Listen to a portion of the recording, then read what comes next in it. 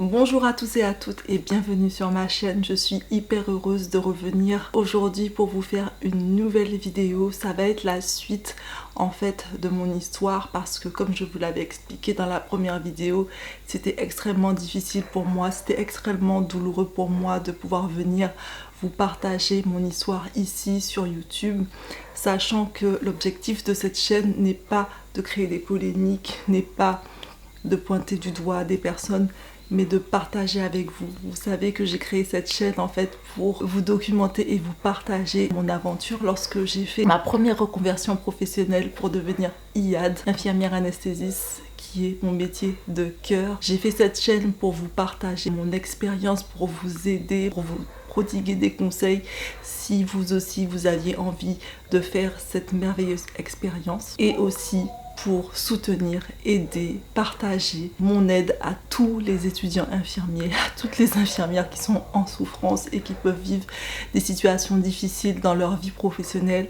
Tout simplement, cette chaîne a été créée dans le but aussi de vous partager un peu plus de moi, de vous partager un peu plus de mes différentes passion, mais cette chaîne est mon seul moyen d'expression, mon seul moyen aussi aujourd'hui de témoigner, de laisser une trace à mes enfants qui sont les personnes les plus importantes de ma vie et qui aujourd'hui sont le seul combat que je mène. Je pense que même si c'est un combat qui est difficile, mon objectif, c'est de vraiment leur laisser une trace parce que je ne sais pas de quoi est fait demain. Je ne sais pas où je serai demain. Mais mon but, c'est vraiment qu'ils puissent entendre la vérité qui vient de ma bouche et non plus d'être manipulés par une personne qui ne leur veut pas du tout, qui veut les priver en fait de moi, et par une ou plusieurs personnes, parce qu'il y a plusieurs personnes en fait qui les tiennent sous emprise, qui les tiennent dans le mensonge et qui au quotidien leur font croire que je les ai abandonnés, qui leur font croire des choses qui sont complètement fausses. Et le but de mes vidéos, c'est vraiment de rétablir la vérité. Alors je tenais à vous remercier tous et toutes pour tous les messages d'amour que j'ai reçus sous la première vidéo, pour tout ce soutien, pour tous ces mots en fait qui me touchent chaque jour. J'ai lu tous vos mots, je n'ai pas pu répondre à tous parce que j'avoue que ça me donne énormément d'émotions. Là vous pouvez le voir, hein, j'ai énormément d'émotions dans ma voix, j'ai énormément d'émotions tout court parce que c'est un sujet qui est extrêmement sensible. Et je suis tellement désolée que sous cette vidéo, il y a une polémique liée à ma fille qui a mis un commentaire, et vous pouvez le voir, moi je suis complètement transparente avec vous et mon objectif c'est de ne rien cacher en fait, c'est de tout dévoiler et de tout mettre à nu ici au travers de mon témoignage. Et je suis tellement triste que mon enfant soit instrumentalisé contre moi, qui suis sa propre mère. Moi qui m'en suis occupée chaque jour jusqu'à ses 17 ans, c'est quelque chose qui est difficile pour moi. Et j'aurais aimé qu'on règle nos conflits en privé, j'aurais tellement aimé qu'elle réponde à mes appels, j'aurais tellement aimé qu'elle réponde à mes messages. Mais ça fait maintenant bientôt 1 an et demi que ma fille a pris parti pour son père parce que finalement elle est manipulée, instrumentalisée, elle est sous emprise. Et honnêtement, je l'aime ma fille et je ne peux pas aujourd'hui venir la dénigrer, Ce n'est pas l'objet de mes vidéos en fait.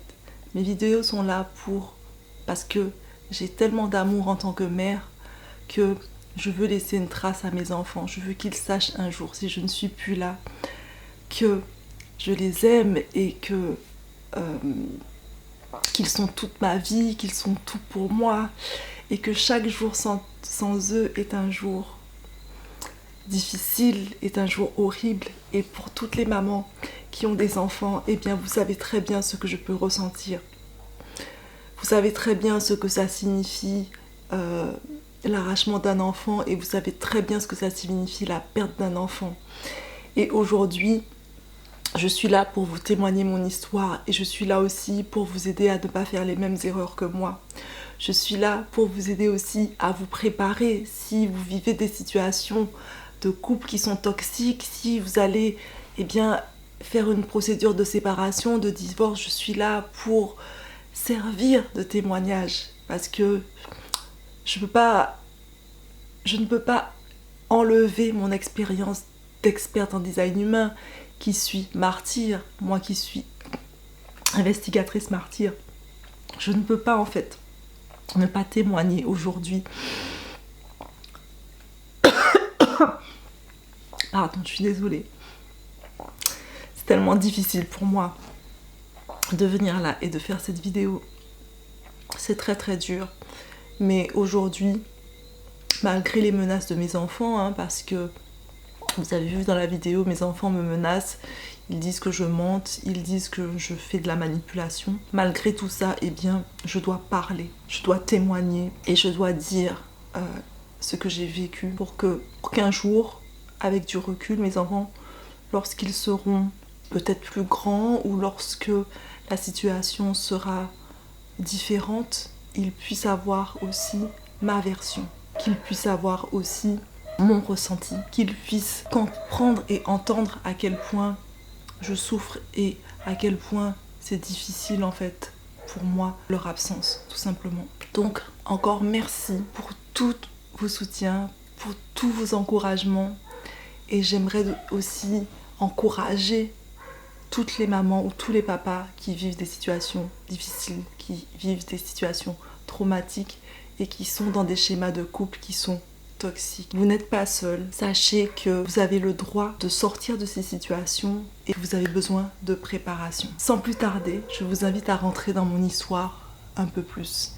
Et si vous n'avez pas vu ma première vidéo, je vous invite à aller la visionner pour comprendre le contexte.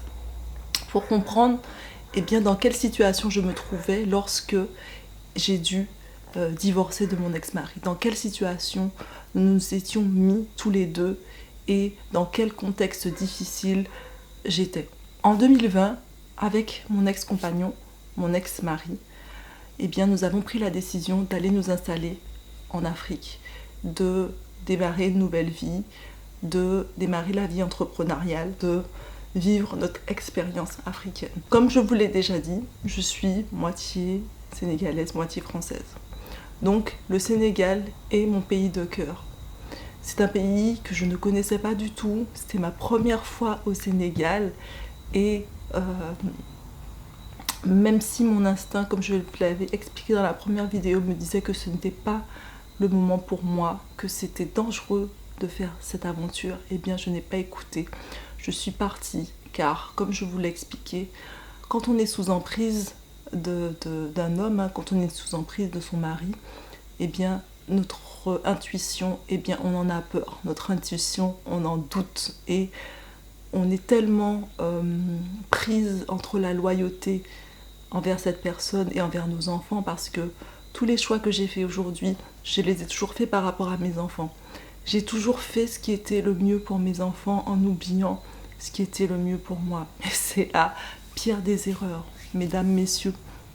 C'est la pire des erreurs, car vous êtes le centre de votre vie. Vous êtes la personne la plus importante de votre vie. Et toute cette histoire me rappelle, est une leçon pour moi, pour m'enseigner que toutes ces années, tout d'abord parce que j'ai toujours privilégié le bien-être de mes enfants avant le mien.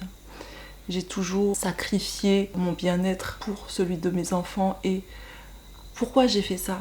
Je vais vous rappeler en fait qui je suis, comment s'est déroulée mon enfance et quel est mon schéma familial, pour que vous puissiez comprendre, pour que vous puissiez aussi vous identifier et pour que vous puissiez aussi avoir des déclics pendant cette vidéo. Parce que mon objectif, c'est au travers de mon histoire, vous sensibiliser et vous inviter à réfléchir sur vous-même et sur votre situation, mais aussi vous aider à prendre les bonnes décisions, parce que jusque-là, je n'ai fait que prendre les mauvaises décisions qui m'ont amenée à cette situation. Je suis née d'un papa et d'une maman qui se sont séparés très vite après ma naissance, qui se sont séparés quelques années après ma naissance, et donc j'ai vécu avec ma maman dans une famille monoparentale.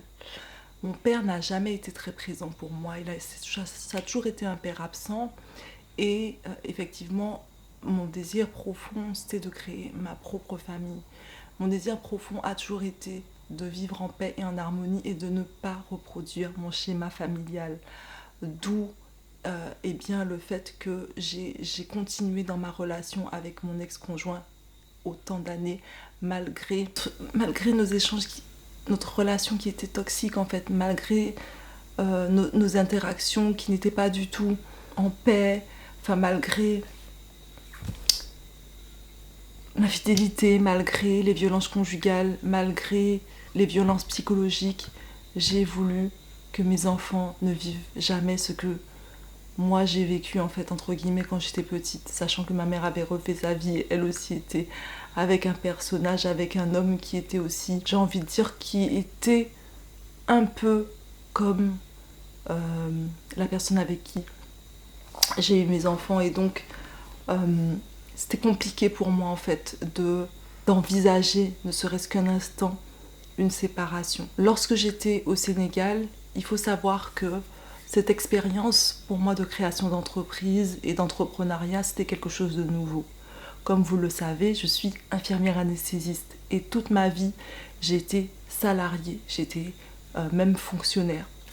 Donc être entrepreneur, être chef d'entreprise, pour moi, c'était quelque chose que je ne connaissais pas.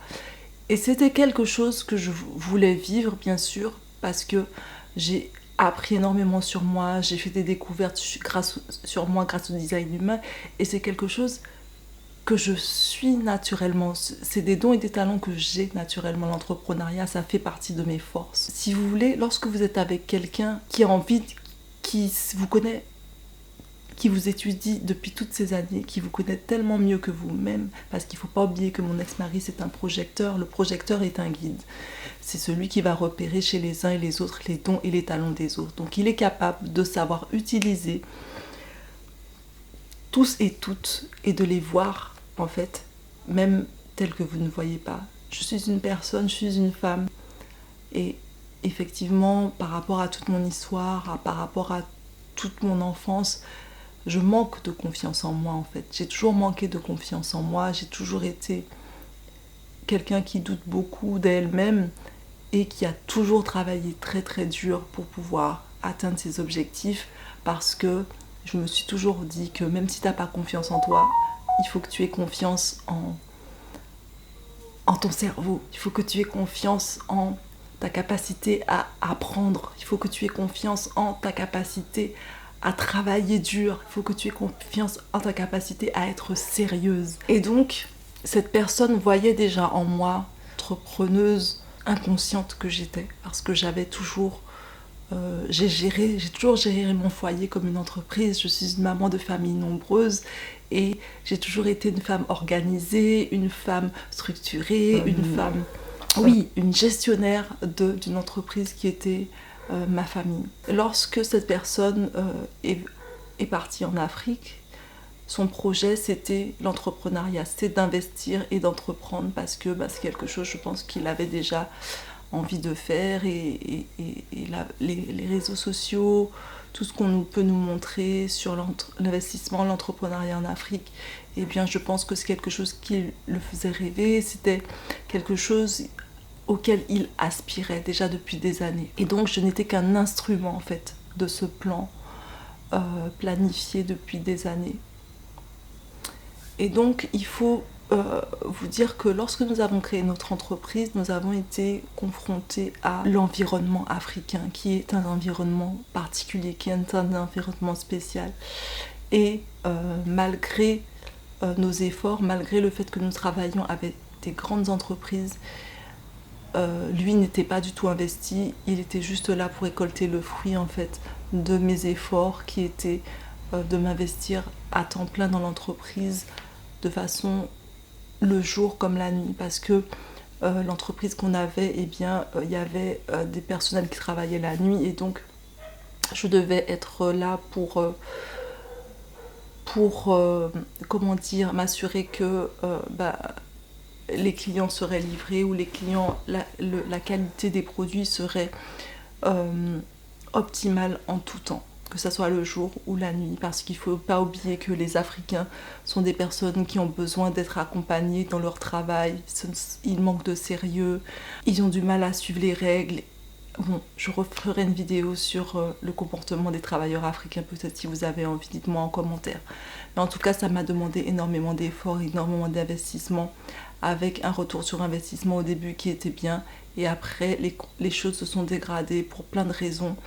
Et il faut dire que tout ça, ça m'a entraînée. J'ai fait une espèce de burn-out en fait. J'étais toute seule à tout gérer, je travaillais 24 heures sur 24 pratiquement. Et je regrettais en fait le fait de ne pas pouvoir passer autant de temps que je voulais avec mes enfants alors que j'étais en Afrique. Et ce qui m'a fait aussi beaucoup de mal, c'est que quand vous travaillez autant, vous attendez aussi à avoir de temps en temps des retours. Et moi, j'avais pas du tout de retour, j'avais pas du tout de salaire. J'étais en fait comme une esclave qui était là pour le bien de quelqu'un et pour le bien d'autrui, alors que moi, c'est pas ça que je voulais comme vie. Donc tout ça, tout cet environnement toxique, toute cette prise de conscience nous a mené à considérer de nous séparer, d'arrêter la relation et de chacun partir de notre côté. Il faut savoir que lorsque vous souhaitez divorcer au Sénégal, c'est quelque chose qui est rapide. Je n'étais pas du tout clairement prête à faire un divorce express. En même pas 2 semaines, 1 mois, c'était déjà fini. Lorsque vous divorcez en France ou dans un autre pays, il y a 2 points à ne pas négliger. La répartition de vos biens et la garde de vos enfants si vous en avez. Nous étions d'accord de base sur la répartition des biens et la garde des enfants. Et au tribunal, comme convenu, la garde m'a été attribuée et cette personne, ne souhaitant pas me verser de pension alimentaire, était extrêmement contrariée au tribunal de devoir me verser une pension alimentaire parce qu'il m'a toujours dit que il ne me verserait jamais de pension alimentaire, et d'où le début de mes problèmes, le début des histoires et pourquoi mes enfants ont été arrachés, m'ont été volés et m'ont été pris, tout simplement pour une histoire d'argent en fait, tout simplement pour une histoire d'ego, tout simplement pour une histoire de vengeance. Le juge m'avait attribué la garde de mes 4 enfants et lui avait, n'ayant pas de travail au Sénégal, n'ayant pas de logement au Sénégal, n'ayant rien, lui avait demandé de me verser une pension à hauteur de ses revenus, parce que cette personne, elle travaillait au Sénégal, elle avait des revenus extrêmement confortables.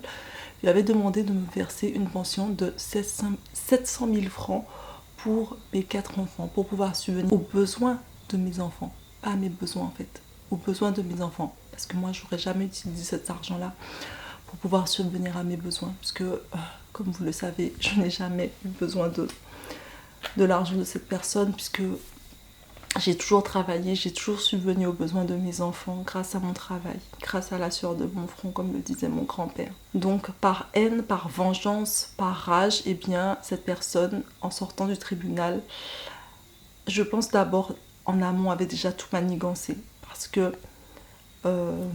lorsque je suis rentrée, les passeports de mes enfants avaient disparu.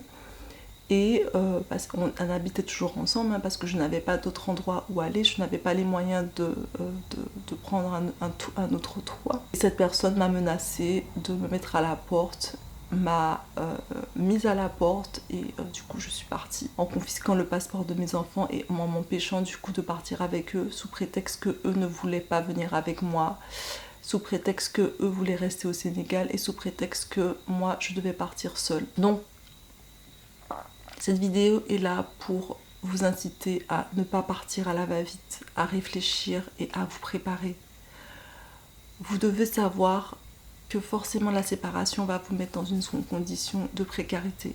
La séparation va forcément vous mettre dans une solution de difficulté, parce que lorsqu'on est 2, on fait face à 2 aux ressources. On fait face à 2 aux dépenses du foyer, on fait face à 2 en fait aux choses, et lorsqu'on se retrouve seul et qu'on doit faire face à tout, si vous n'avez pas de salaire, ou si vous avez un salaire qui est plus faible parce que vous vous êtes occupé toute votre vie de vos enfants, alors vous allez forcément être démunis en fait. C'est pour ça que vous devez vous préparer. C'est pour ça que vous devez tout calculer avant d'agir. Et de ne pas laisser la pression psychologique que cette personne peut avoir sur vous, de ne pas laisser le mal-être et la dépression dans lequel vous pouvez être à ce moment-là parce que cette personne, eh bien, vous violente, parce que cette personne a une influence psychologique sur vous, vous le malmène psychologiquement, vous dénigre, vous rabaisse.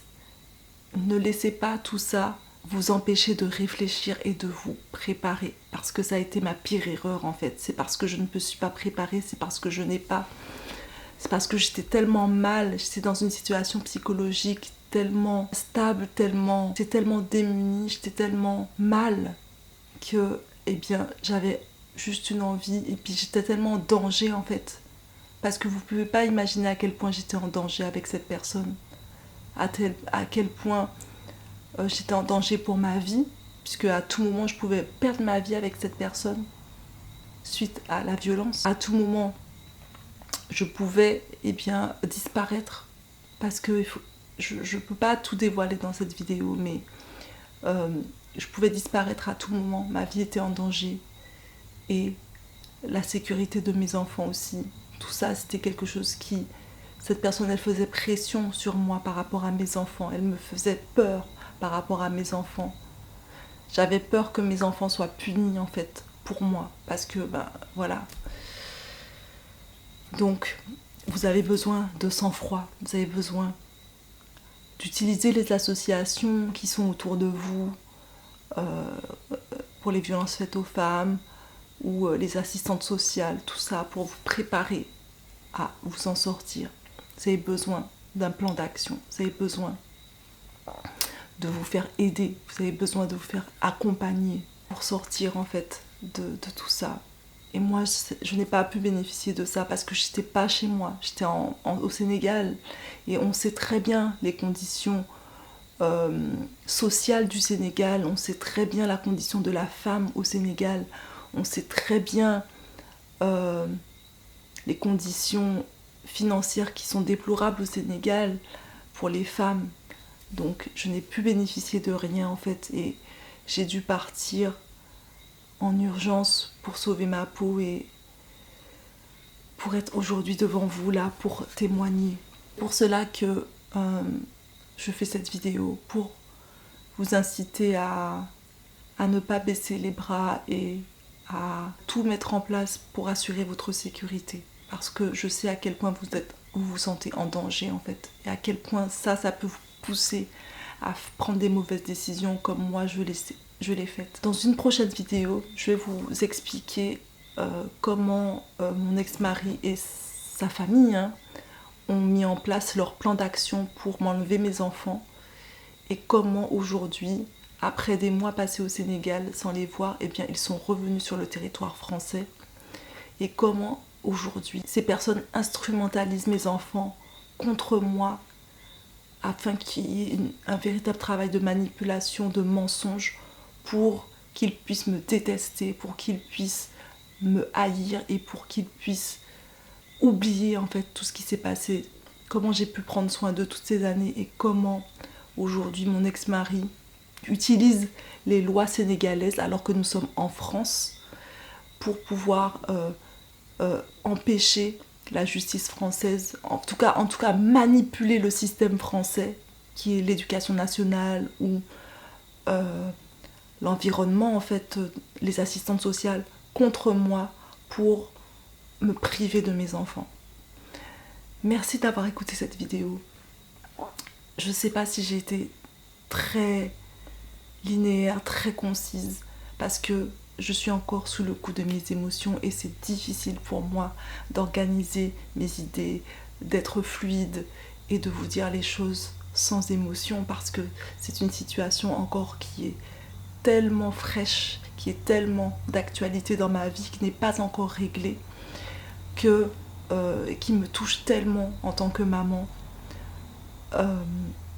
que j'ai du mal à être synthétique, organisée et à dire les choses de façon chronologique. Laissez-moi vos commentaires si vous en avez. N'hésitez pas à me partager vos histoires, n'hésitez pas à me partager vos situations. Merci encore pour vos soutiens à tous et à toutes. Je vous dis à très bientôt pour une nouvelle vidéo. Bisous bisous.